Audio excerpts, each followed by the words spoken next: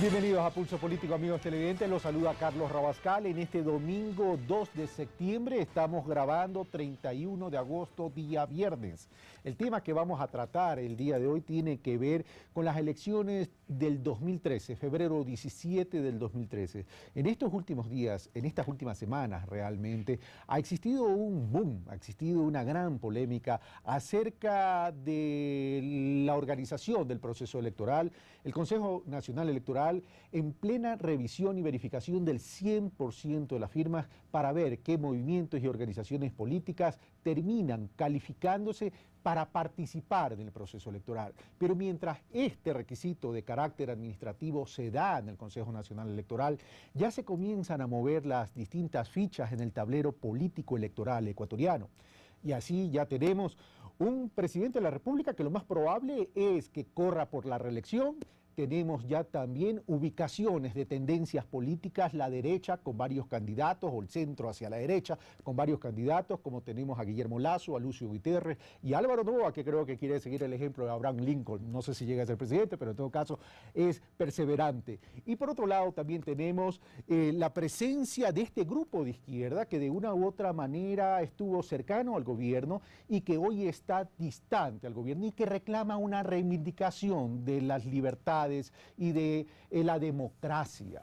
En ese grupo tenemos a Alberto Acosta, tenemos a Salvador Quispe, tenemos a Paul Carrasco y me está escapando uno, Gustavo Larrea, Lenín Hurtado, Gustavo Larrea, que hoy viernes o el día de ayer, no recuerdo exactamente, decidió declinar su precandidatura, sin embargo se mantiene al interior de la agrupación.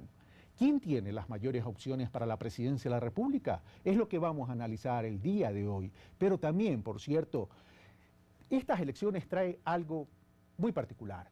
¿Realmente esta oposición política está tratando de correr para tener una opción para la presidencia de la República? ¿O está tratando de establecer una prioridad distinta a la presidencia de la República y está enfocando todos sus dardos a conformar una mayoría en la Asamblea Nacional? Para analizar estos temas, veamos a quienes hemos invitado.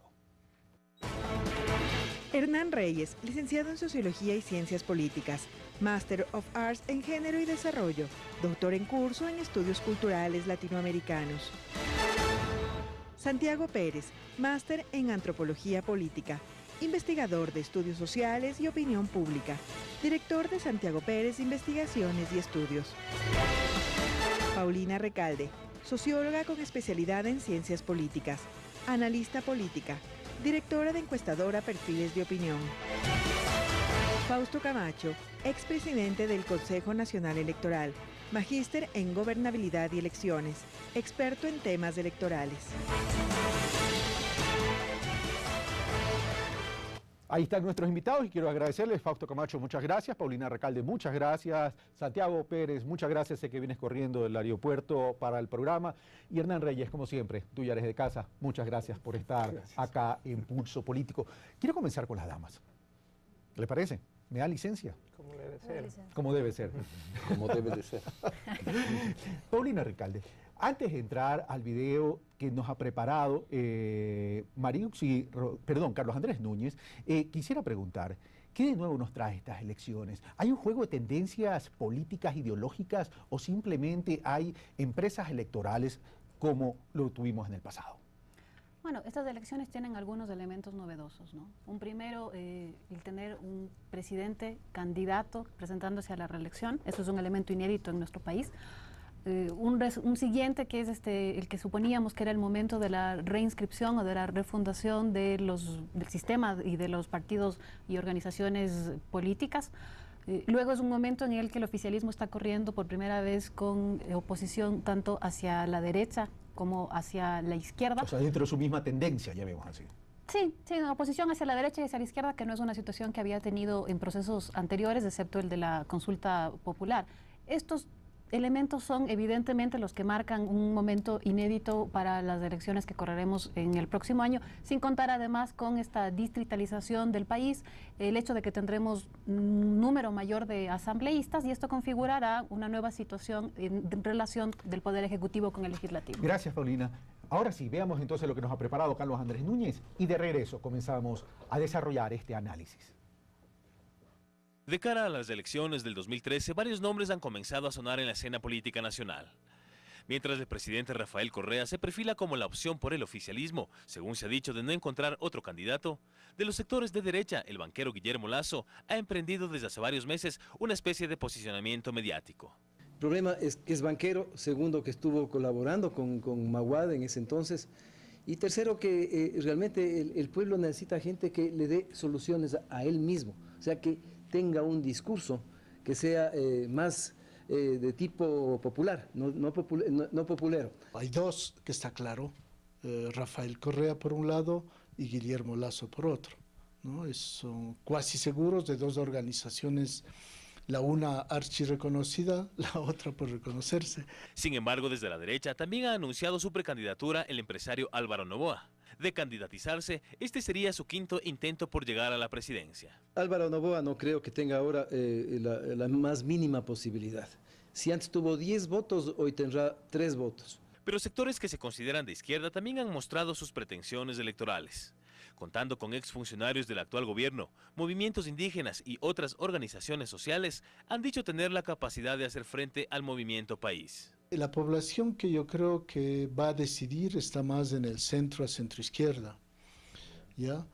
Porque por varias razones. La más importante, yo creo que sigue habiendo la idea de que ese es el sector que está en posibilidad de ofrecer alternativas políticas. Pese a ello, algunos consideran que será muy difícil consolidar un candidato común de izquierda. La gente que está en la izquierda, muy dividida, demasiado dividida. Son 5 grupos y con algunas personas que con un deseo ferviente, pues va a romper esa unidad. Y aunque estuviera unida, no tiene la plata suficiente para la campaña. De ahí que los especialistas señalan que es necesario tomar en cuenta la estrategia del gobierno. Bueno, lo que es notorio es que parte de la estrategia de Rafael Correa es pasar en la primera vuelta, para no complicarse, digamos, ¿no? Si no pasa en la primera vuelta, cualquier cosa puede pasar en Ecuador, hay muchas sorpresas. Pues es en la Asamblea Nacional donde para muchos se hará contrapeso político en el ejercer democrático. La estrategia busca obtener el máximo de mayoría para la Asamblea Nacional, ganar el máximo de asambleístas, y el gobierno tiene muchas ventajas para eso, ¿no? Primero, el haber pasado este sistema de Hunt, del escrutinio, por el cual el grupo mayoritario, el que tiene más votos, capta casi todos los votos y las minorías quedan en poquísimo posibilidades de obtener uno, ¿no? Asambleístas, yo creo que ahí sí van a tener una defección de muchos escaños y no van a tener la mayoría suficiente. Pero otros actores políticos también buscan espacio. Fabricio Correa, hermano del presidente, ha creado un movimiento político. Tampoco se descarta la participación del exmandatario Lucio Gutiérrez e incluso el también expresidente Abdalá Bucaram ha manifestado su intención de candidatizarse. Estamos en una incertidumbre que, por cierto, no le hace bien a la democracia, puesto que los ciudadanos no saben exactamente ni quién es quién ni cuántos van a ser. Y en medio de este ambiente, previo a la campaña electoral, lo que se deja ver para muchos es la falta de liderazgo y de propuestas claras. Desde hace 20 años como que votamos un poco por aquellos que surgen de la noche a la mañana, los outsiders, como dicen, que han habido en fechas anteriores y casi siempre con un desasosiego y con una desilusión del pueblo ecuatoriano cuando vota por ellos. Hoy no hay outsiders. Por ahora, solo queda esperar. Carlos Andrés Núñez, Pulso Político. Gracias, Carlos Andrés Núñez. Comienzo entonces ahora sí con Hernán Reyes. Hernán Reyes, Jorge León decía quién va a decidir en este proceso electoral o que podría decidir en este proceso electoral es el centro a la centroizquierda. Y por otro lado también dice que en este momento se está viendo falta de liderazgo y propuestas claras. ¿Esto significa que esto podría ser una ventaja para el presidente de la República en caso que decida lanzarse para la reelección?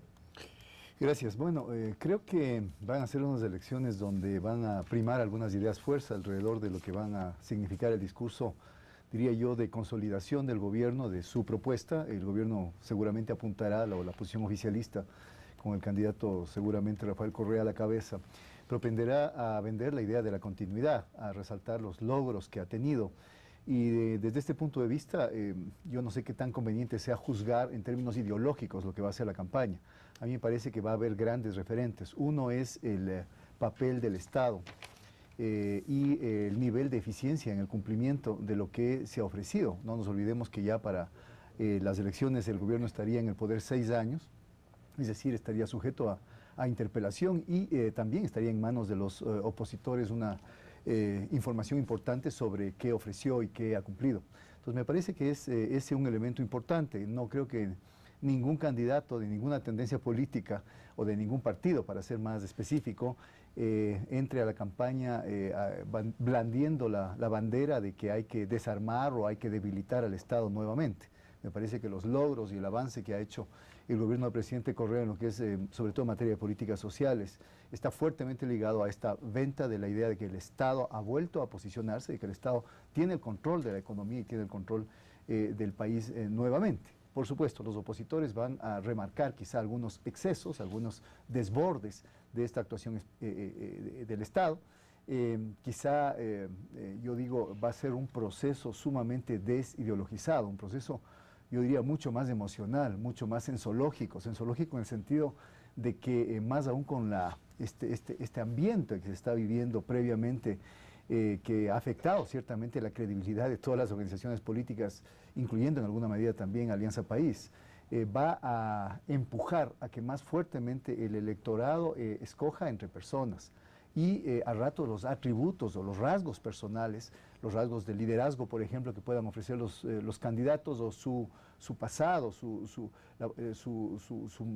personalidad sin mancha, sin tacha, etcétera, sean elementos, diría yo, determinantes mucho más que pensar en términos ideológicos que va a haber hay una tendencia instalada, digamos, en la gente de centro izquierda y que por ahí saldría el candidato o por ahí estaría la pugna principal entre los candidatos. Pero sin perjuicio que exista una ausencia ideológica en esta campaña electoral y que el pueblo ecuatoriano escoja entre personas a raíz de esta falta de credibilidad que hay, algunas propuestas tendrán que tener los candidatos, es decir, alguna agenda tendrán que tener. ¿Y cuáles serían sobre esos temas que podría desarrollarse la campaña electoral? Yo diría son dos grandes temas. Uno, confianza. Y confianza es aplicable a confianza en las instituciones, a confianza en la economía. El otro gran tema es seguridad.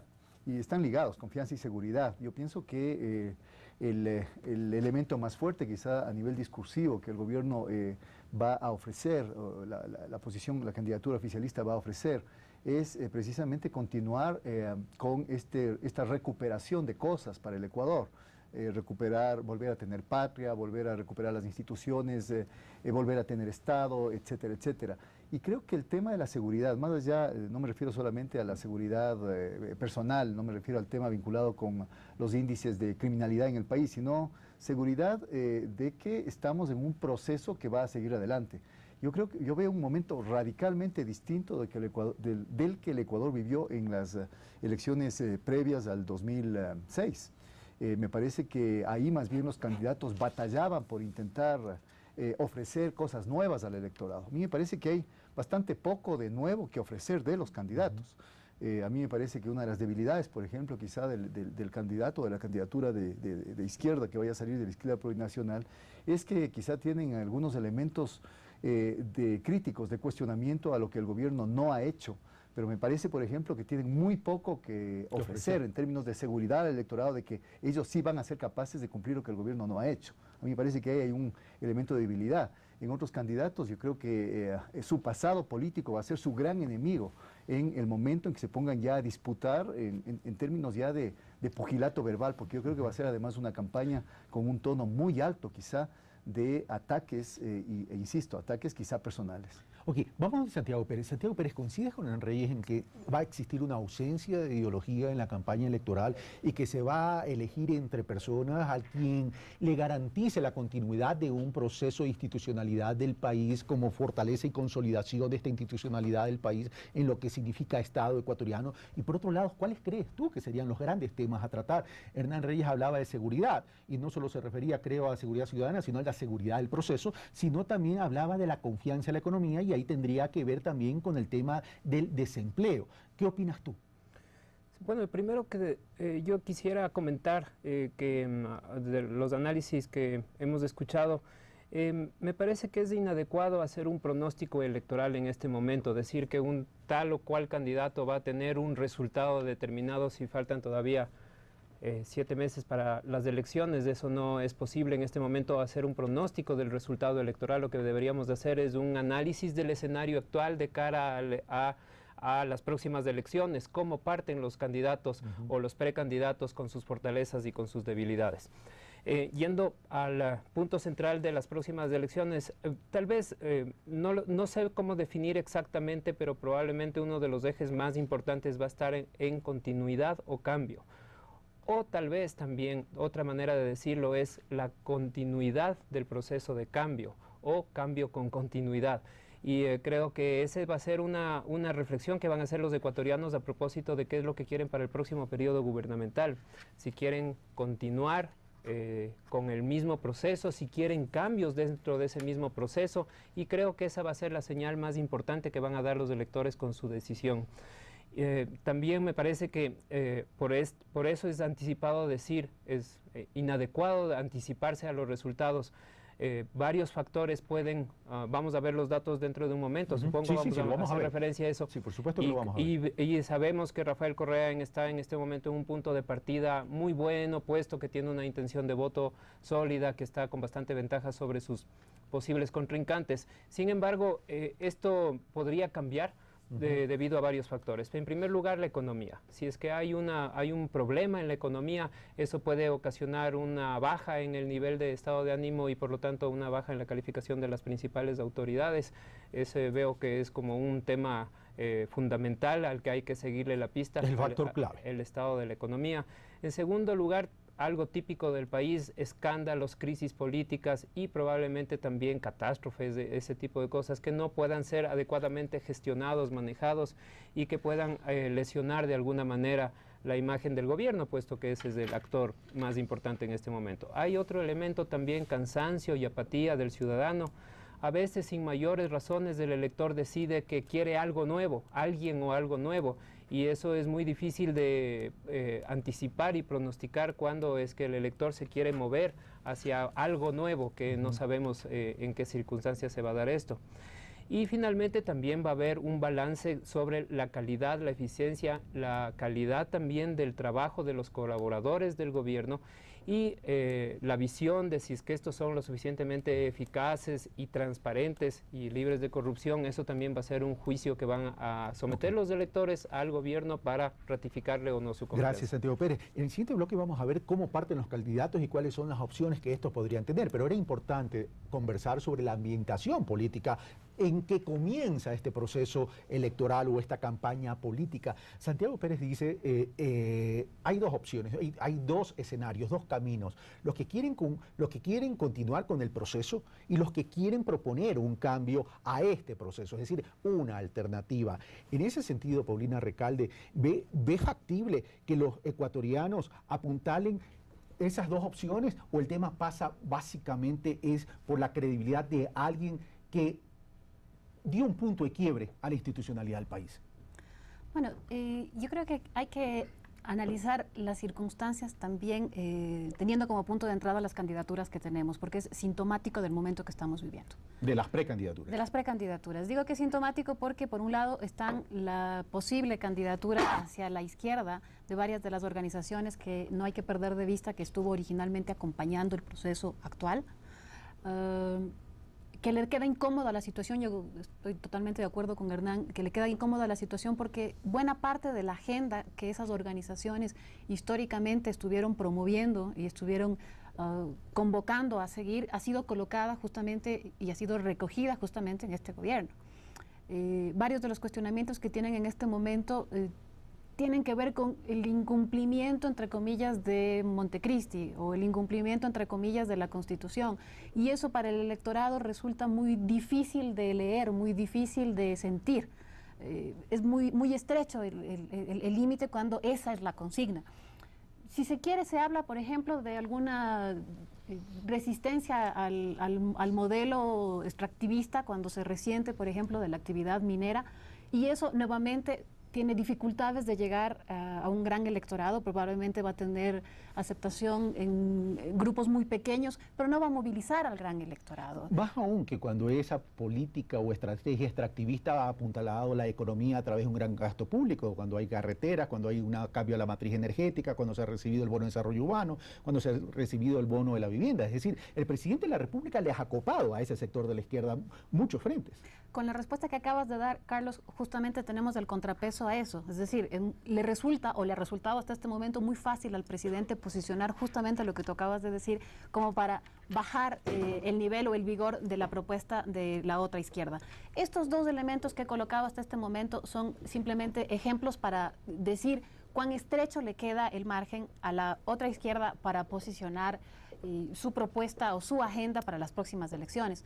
Pero no hay que perder de vista también que tenemos como una precandidatura también la de Guillermo Lasso, que vamos a coincidir con que lejos, distante está de la propuesta político-ideológica de este gobierno.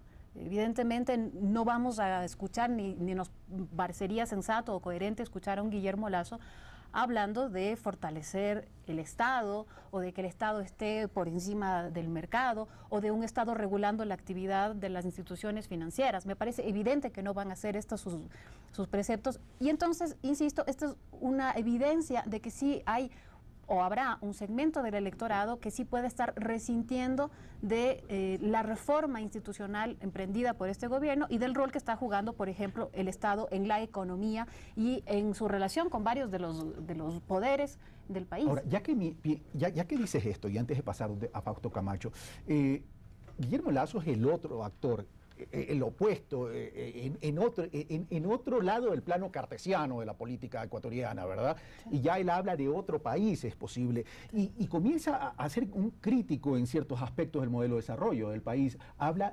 fundamentalmente del gasto público. Él dice, antes el gasto público representaba el 20 y pico % del Producto Interno Bruto, ahora representa el 43% del Producto Interno Bruto. Ahí va a estar la diferencia. El tema es, ¿cómo va a ser Guillermo Lasso para convencer a ese electorado que sí se ha beneficiado de ese enorme gasto público para que migre a esta propuesta de Guillermo Lasso, es decir, reducir el gasto público en relación al Producto Interno Bruto, lo cual también significa o hacer crecer más la economía o disminuir el gasto?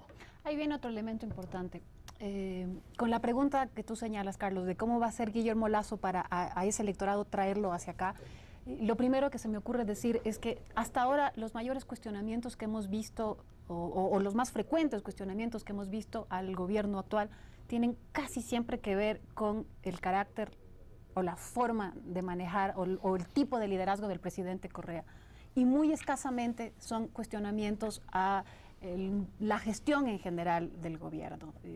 Por lo tanto, la frontera nuevamente vuelve a ser muy frágil. Es que vamos a tener una campaña en la que se exprese fundamentalmente los niveles de acuerdo o desacuerdo con la personalidad o el estilo de liderazgo del presidente Correa. ¿O es que vamos a estar insistiendo en ver una campaña en la que se le pida al presidente ser más tolerante, se le pida ser más flexible, se le pida confrontar menos? Lo cual es contra natura de acuerdo a la personalidad de él.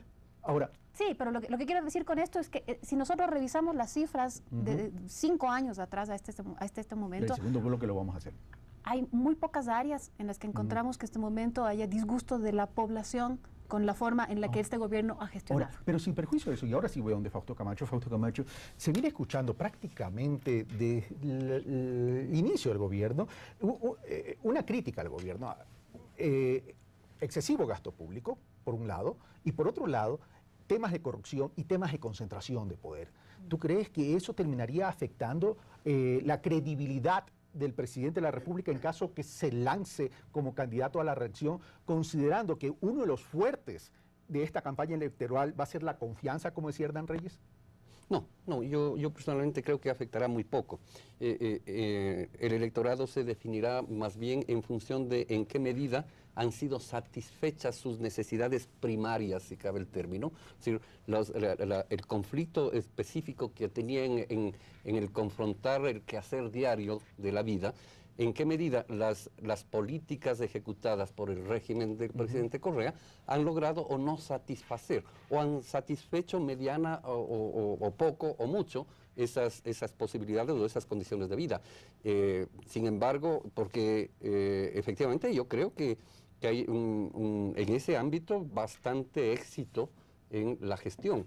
Los elementos que realmente son más bien de contenido ideológico, del modelo, de los temas, bueno, tal vez uno que no es ideológico y que podría tener importante trascendencia sería el de corrupción.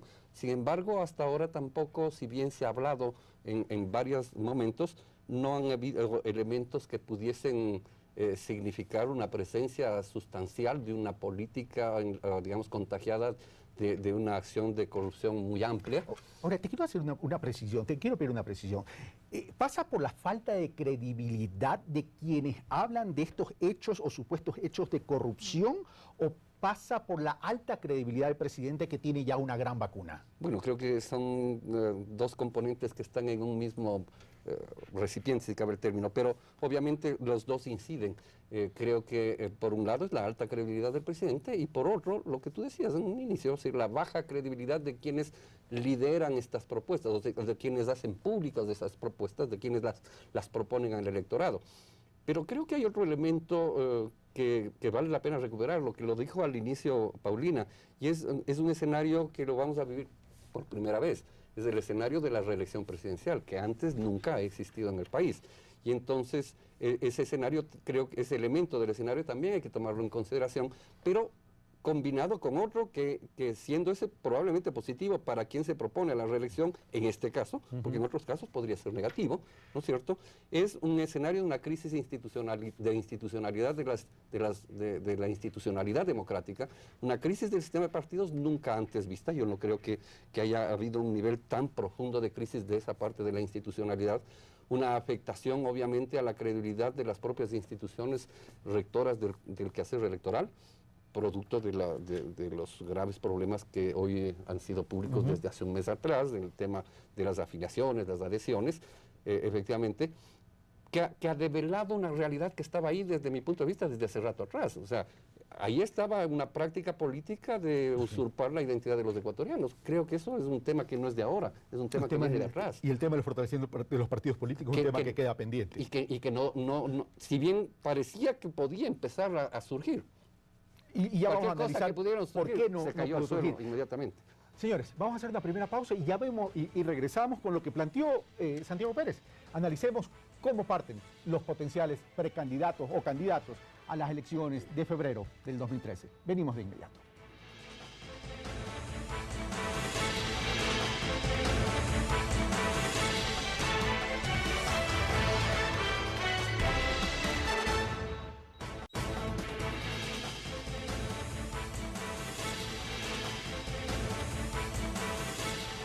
Estamos de vuelta, amigos televidentes, ya en Pulso Político en este domingo 2 de septiembre. Les recordamos que para analizar las opciones electorales para febrero del 2013 tenemos los siguientes invitados. Fausto Camacho, ex vicepresidente del Consejo Nacional Electoral, no el actual, sino de la anterior administración. Paulina Recalde, hago la aclaración, cuidado, vayan a creer que usted está en el actual Consejo Nacional Electoral, no es que tenga nada de malo el actual Consejo Nacional Electoral, pero hay que hacer la aclaración. Paulina Recalde, de Perfiles de Opinión, Santiago Pérez, investigador de Santiago Ecuador. ¿Perdón? Opinión Pública Ecuador, y Hernán Reyes, politólogo y además catedrático. Bueno, señores, ahora sí, veamos cifras. Comienzo entonces, ¿por quién? Por la dama, evidentemente, Paulina Recalde. Por suerte soy la única encuestadora.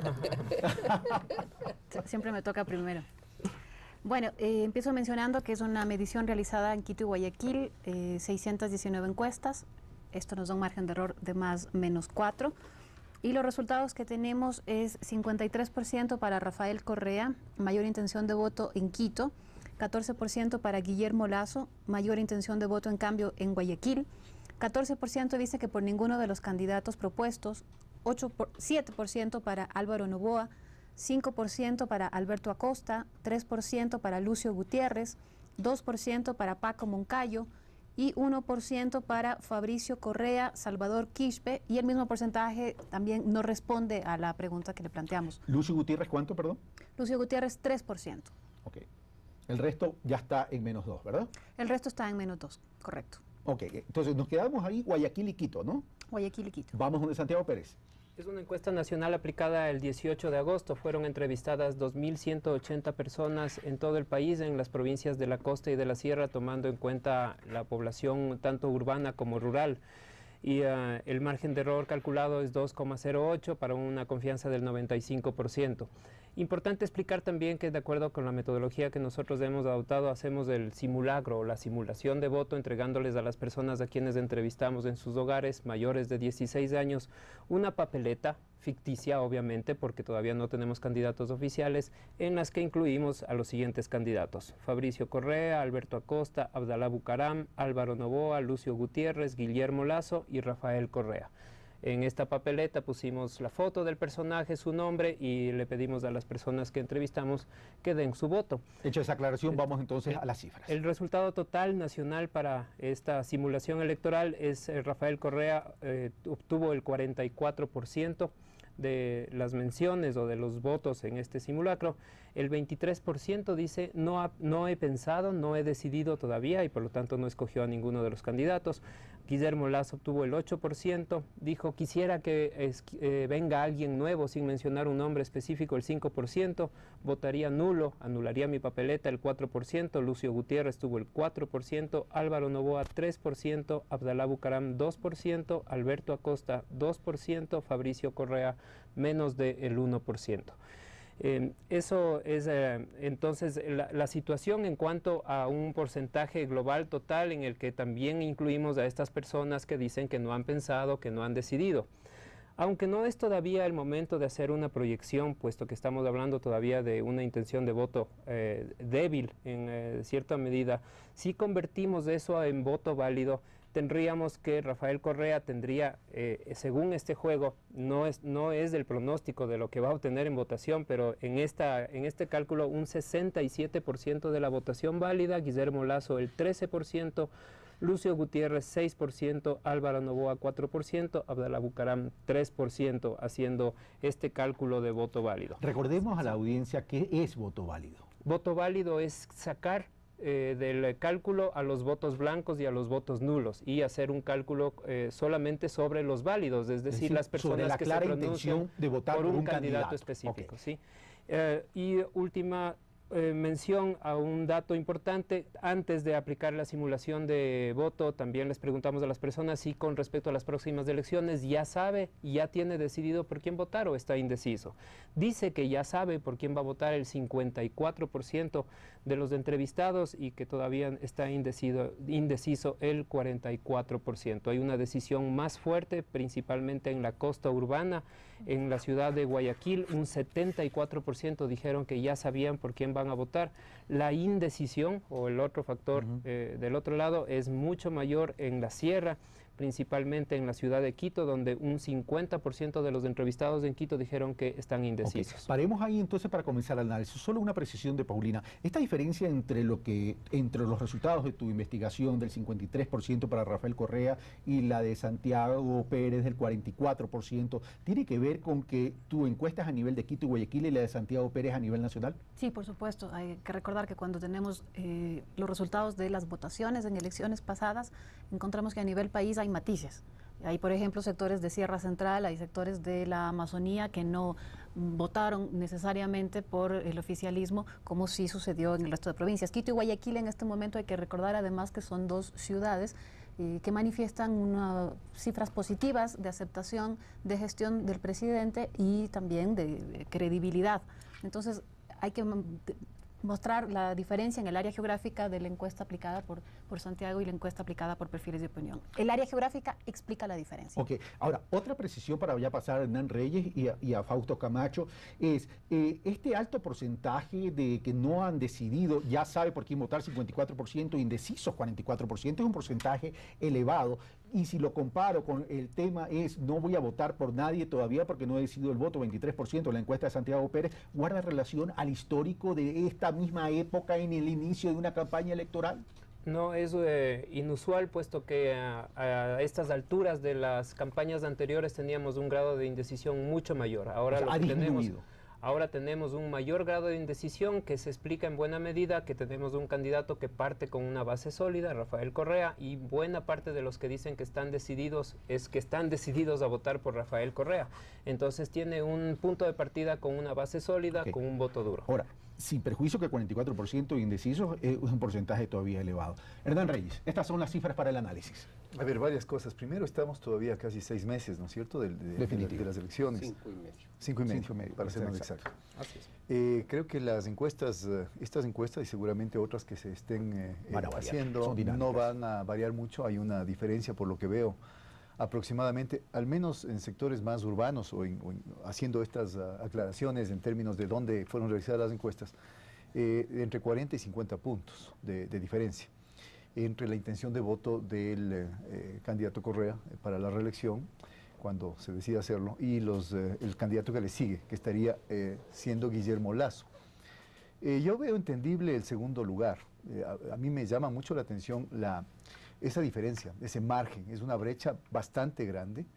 A mí me parece, y en eso coincido con Santiago, que salvo inconvenientes muy fuertes, muy graves, y por la época que vivimos y por yo diría inclusive la dinámica que estamos viviendo a nivel electoral, se va a pasar muy rápido el tiempo. A mí me parece que de aquí hasta febrero del 2013 estamos a la vuelta de la esquina. Y me parece muy difícil, evidentemente, con esto no estoy diciendo que esa va a ser la diferencia en febrero, me parece muy difícil que haya tendencias inusuales y crezca desmesuradamente una tendencia o baje desmesuradamente la intención de voto por la reelección del presidente Correa. Segunda cosa, creo que es entendible el segundo lugar, dado el nivel de gasto, un gasto enorme que ha hecho, una campaña bastante inteligente de entrar, yo diría casi ahí sí como a un outsider.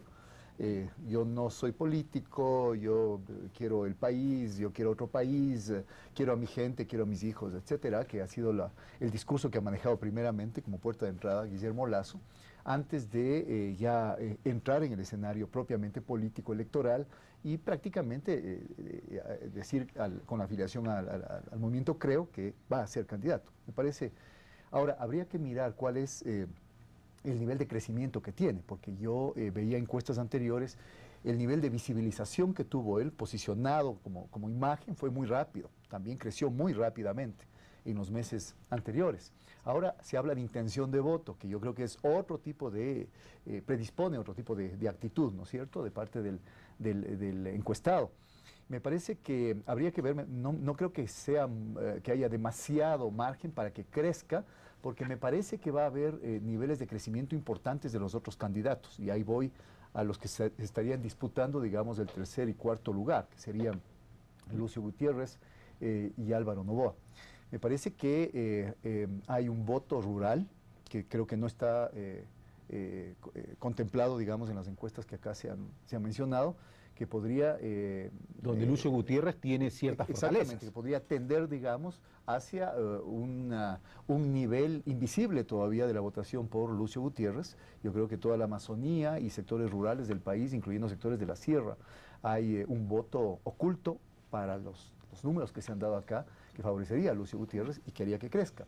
Creo que Álvaro Noboa, a diferencia de lo que pensaba el economista Rodríguez, que lo escuchamos en el reportaje que se hizo, creo que también mantendrá un nivel, yo no diría importante, pero entrará en estos tres candidatos que se van a disputar el segundo, el tercer y el cuarto lugar. Yo sigo insistiendo que la candidatura proveniente de la izquierda no creo que tenga posibilidades de disputar el nivel de crecimiento que tienen las otras tres.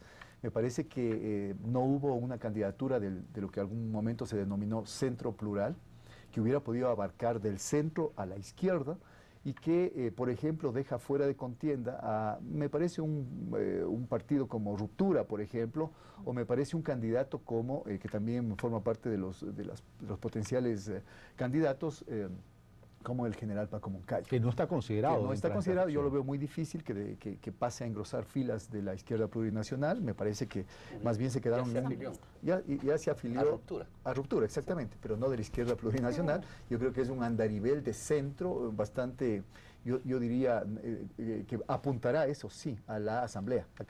No creo que apunte a la presidencia. Entonces, yo creo que van a cambiar las cosas porque van a competir estos tres candidatos que están en segundo, tercer y cuarto lugar, y eso va a hacer que haya cambios importantes, diría yo, en los próximos meses cuando se echen a correr encuestas. Ahora, hecho ese análisis de Hernán Reyes, Fausto Camacho, de todas maneras, este porcentaje que habla tanto Paulina de que no votaría por ningún candidato porque todavía no ha decidido, que es un 14%, y que a nivel nacional representa un 23%, y que los indecisos representan en su totalidad 44%, ¿hacia dónde podrían migrar? Porque, vamos, o sea, el que está convencido de este proceso ya es un voto duro.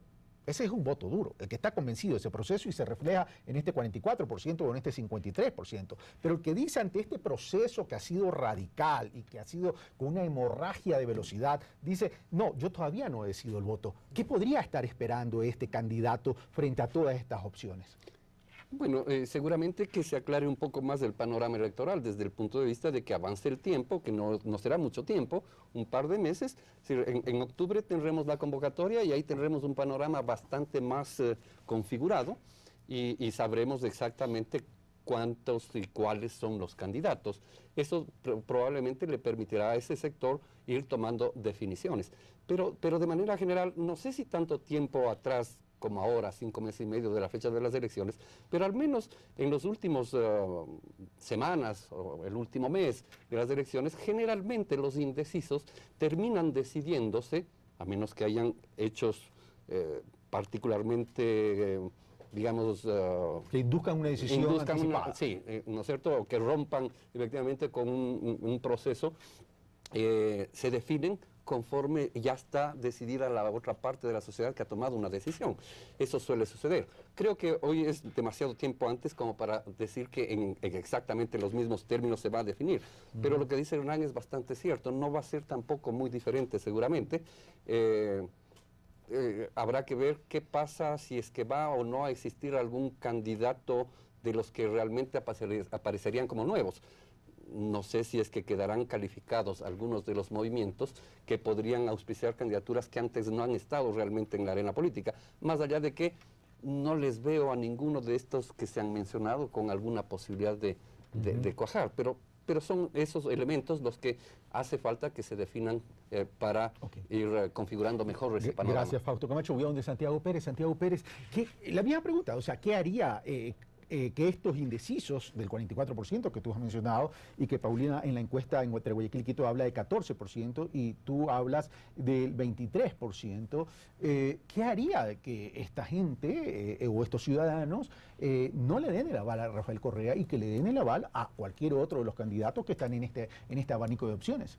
Sí, pero ese 23% se va a repartir entre las distintas candidaturas y es más probable que, en la primera vuelta, que cumpla más o menos las dos reglas. La primera es seguir más o menos cómo va la tendencia y se van a ir en la misma velocidad en la que está enmarcándose la tendencia hacia uno u otro determinado candidato, y también más o menos en la proporción en la que es la intención de voto de los que actualmente ya están decididos. Cuando yo dije que mencioné que en este momento, según el voto válido, Rafael Correa tendría cerca del 67% de los votos válidos. Yo lo que quería decir es que ese es un escenario de partida, es decir, es posible que, y eso dice el escenario actualmente, que Rafael Correa pueda lograr este reto impresionante de lograr una victoria en una sola vuelta. Sin embargo, todavía no se puede decir que eso es lo que va a pasar. Nuevamente repetimos, ese es un escenario probable de partida al inicio de la campaña electoral, puesto que estamos en una etapa preelectoral. Sin embargo, Rafael Correa también tiene un reto enorme. Él tiene el gran reto de obtener más votos y un mayor porcentaje de la votación obtenida en la elección del año 2009, porque si no cumple esa meta de obtener más votos y en un mayor porcentaje, su objetivo de lograr empujar a un bloque mayoritario en la Asamblea no se va a cumplir. Él necesita tener más votación para endosar esa votación a los asambleístas, y ese es un reto dificilísimo y grande de alcanzar. Sí veo también que la candidatura de Guillermo Lasso ha estado creciendo en las últimas semanas, meses, debido a una buena imagen, a una intensa campaña de publicidad, Veo que el límite está en la aplicación del marketing político. No estoy tan seguro de que el elector ecuatoriano se pueda comer el cuento así tan fácilmente de una candidatura construida bajo las normas del marketing político, y ahí le veo la limitación, pero es un candidato que en este momento, con buena imagen, con muchos recursos, está creciendo. A Lucio Gutiérrez yo siento, y de acuerdo con la experiencia pasada, que él tiene una votación profunda en el Ecuador, en las zonas rurales, en la Amazonía, en la Sierra Central. Es un candidato que recibe la votación de un cierto tipo de elector que le gusta el mensaje de Lucio Gutiérrez, que además es muy unificado y muy disciplinado. Esto de reabrir las universidades cerradas, esto de devolver las horas de trabajo a los médicos de los hospitales públicos, con Lucio estábamos mejor. Es un voto regresivo, es un voto de vuelta al pasado, y que él trata de sintonizar muy bien, sobre todo con unos sectores populares que ven que no han sido favorecidos. El 28% en las elecciones pasadas, hay que ver si sobrepasa ese techo.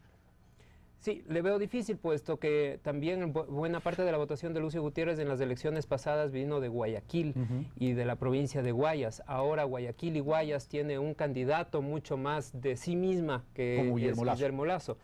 Y con el propio Álvaro Noboa. El candidato de la izquierda, y con eso termino, me parece que tiene una posibilidad de crecimiento siempre y cuando ese proceso de unidad cuaje.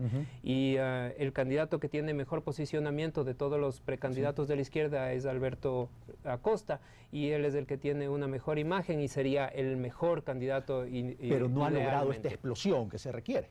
Sí, por supuesto, hay también otros factores como organización, recursos, etcétera, disciplina en el mensaje y algunos otros factores que también pueden ser que sean unas limitaciones para este bloque de la izquierda. Entonces, ahora sí voy a de Paulina Recalde. Paulina Recalde, entonces, si este es el panorama, ¿a qué está apuntando la oposición? Bueno, yo creo que hay que mirar qué potencial y qué límites tiene cada candidato en este momento.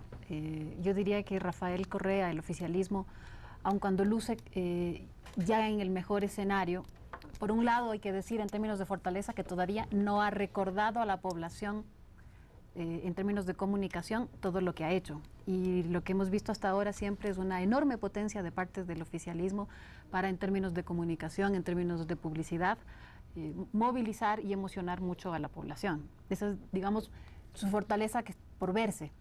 Su límite, el hecho de entrar con tan buena salud, que podría de alguna forma crear la ilusión de una campaña ya ganada. Me parece que eso es sumamente peligroso, probablemente más que para el candidato presidente, para el resto del movimiento.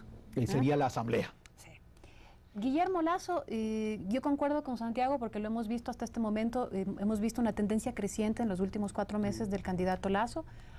Hay un bajo nivel de rechazo en este momento, que es otro indicador que siempre es útil para analizar el piso y el techo de los candidatos.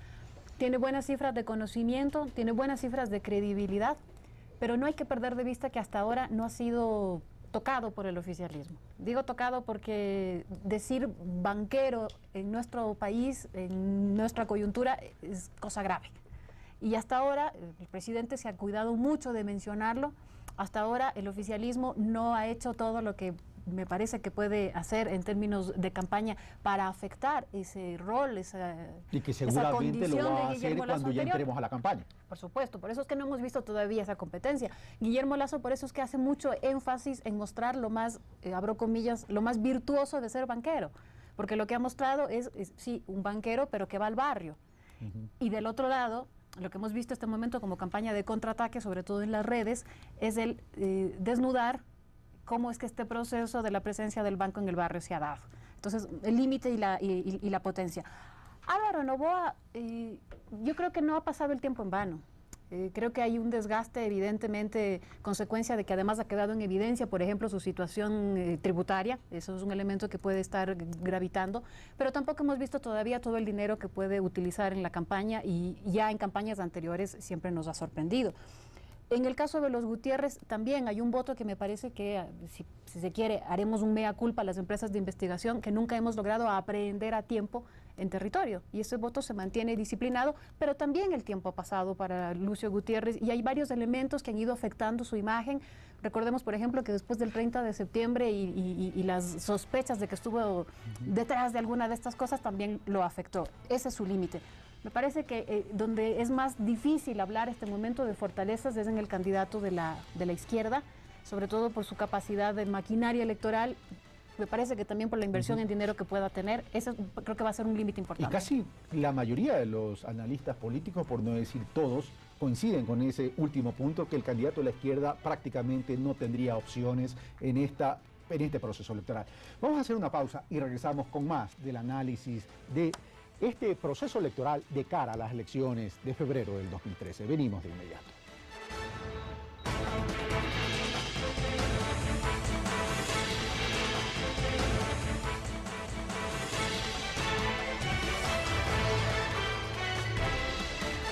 Estamos de vuelta, amigos televidentes. Estamos analizando las opciones de cara a las elecciones de febrero del 2013. Estamos con Fausto Camacho, ex vicepresidente del Consejo Nacional Electoral. Estamos con Paulina Recalde, de Perfiles Opinión. Y estamos con Santiago Pérez, también de Opinión Pública, Pública Ecuador, y con Hernán Reyes.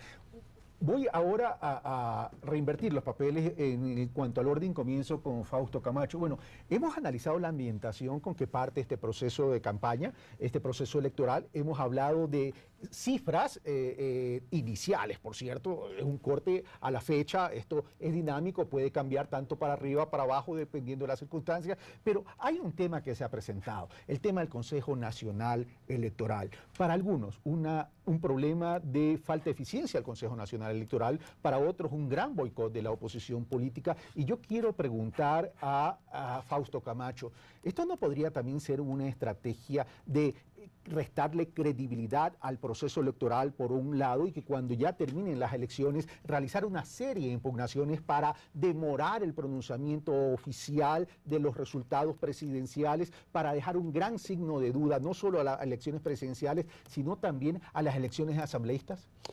Podría ser que esa sea una estrategia, sin embargo creo que el hecho que se produjo me conduce a mirarlo como un hecho mucho más fortuito desde mi punto de vista. En realidad creo que los autores, si cabe el término, o la causa primogénea de esta crisis, como la había señalado hace un momento, tiene que ver con la conducta y con la conducta ética de algunas de las organizaciones políticas, que efectivamente, ¿de cuáles? Básicamente de las que estaban en el proceso final de inscripción, de las que dejaron para el último, de las que se preocuparon de calificarse porque querían presentar candidaturas 2 meses antes de que cierre el plazo. Camacho dice dejaron para el último, hace referencia a que este requisito nace desde el 2008, sí, con la aprobación de la Constitución. Inmediatamente aprobada la Constitución, pues ya los partidos sabían que las reglas del juego estaban claras desde el punto de vista que tenían que inscribirse o reinscribirse. Y efectivamente, pocos arrancaron. Básicamente los que fueron calificados en la administración de la cual yo fui parte del Consejo son los que lo hicieron, digamos, con relativa oportunidad. Y tal vez, bueno, algunos que arrancaron también hace un año, pero los que arrancaron esos procesos 2 o 3 meses antes de que termine el plazo, que terminaba el 18 de agosto, de acuerdo al calendario, pues efectivamente son los principales autores, desde mi particular punto de vista, de esta acción de usurpar la identidad de las personas para incluirlas en los listados de sus afiliados o adherentes. Gracias, Fausto Camacho, por respecto al tiempo. Me quedan 5 minutos. Voy a donde Hernán Reyes. Hernán Reyes, pero si se lo viene acusando al Ejecutivo y al Gobierno de una gran concentración de poder, ¿qué tanto podría esto linkearse con eso que dice la oposición y afectar a la imagen presidencial y a la intención de voto del presidente en caso de reelección? Bueno, podría haber una cierta lógica ahí. Antes de esta malhadada situación de la falsificación de las firmas y de esta confusión en los bancos de información. De hecho, una parte consistente del discurso de la oposición al presidente Correa ha sido endilgarle esta especie de acaparamiento de todos los poderes en sí mismo.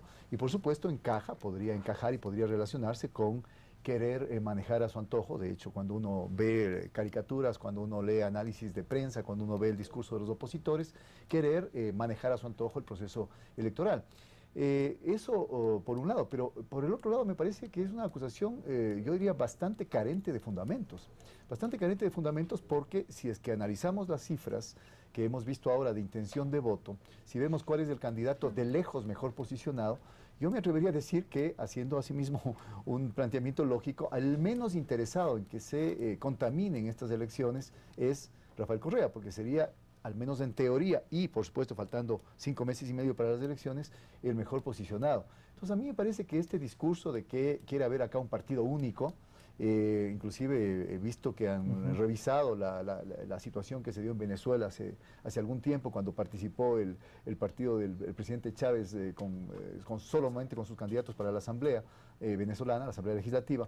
Yo creo que no tiene ningún sustento y más bien yo creo que refleja esta visión cortoplacista de sectores políticos que no están mirando la gravedad de la crisis del sistema de partidos políticos y de la credibilidad en las organizaciones políticas que estamos viviendo. Y están queriendo pescar al río revuelto, lanzando la acusación, quizá que ya han venido lanzando, contra quien es la figura más visible que podría ser afectada. Gracias, Hernán Reyes. Quedan 3 minutos, Santiago Pérez y Paulina Recalde. Sí, yo creo que es claro para todos los que hemos visto el proceso electoral que no hay una estrategia ni un complot, esa es una visión paranoica. Realmente esto es una suma de errores, me refiero a todo este problema de la recolección de las firmas falsas, y una serie de inconvenientes, errores que se han cometido. Me parece que en realidad en el fondo hay un problema de diseño porque la realidad es que en el Ecuador no existen partidos políticos fuertes. Los partidos políticos que están en este momento, que tienen mayor presencia, en realidad tienen unos cuantos cientos de militantes en todo el país. Eso es así. Y el requisito de recoger 157,000 firmas es un requisito que me parece que es excesivo en este caso para estas organizaciones que todavía ¿Afectación al presidente?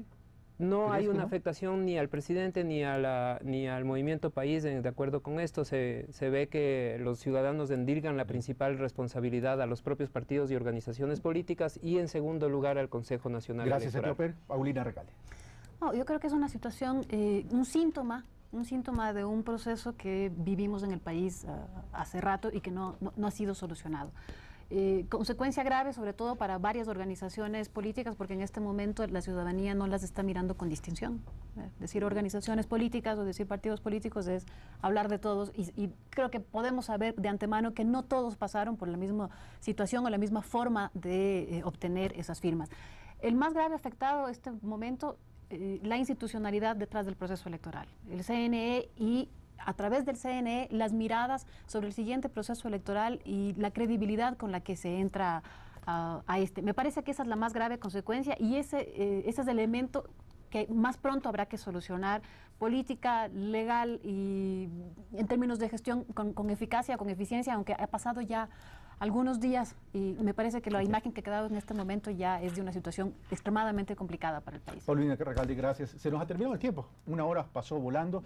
Gracias, Fausto Camacho, gracias, Paulina Recalde, gracias, Santiago Pérez, gracias, Hernán Reyes. Y a ustedes, amigos televidentes, le hemos dado insumos para que ustedes también analicen, saquen sus propias conclusiones. Y, por cierto, seguiremos analizando este tema, las elecciones de cara a febrero del 2013, en la medida que vaya avanzando y en la medida que vaya existiendo más novedades. Hoy tenemos unas cifras de arranque, de partida. Más adelante, en 1 mes, en 2 meses, sabremos cuál ha sido el comportamiento de los distintos precandidatos, una vez que, por cierto, se realice la convocatoria y la inscripción de los candidatos a la presidencia de la República y las listas a asambleísta nacional. Nosotros hemos terminado por el día de hoy. Esto fue Pulso Político, soy Carlos Rabascal y los espero el próximo domingo.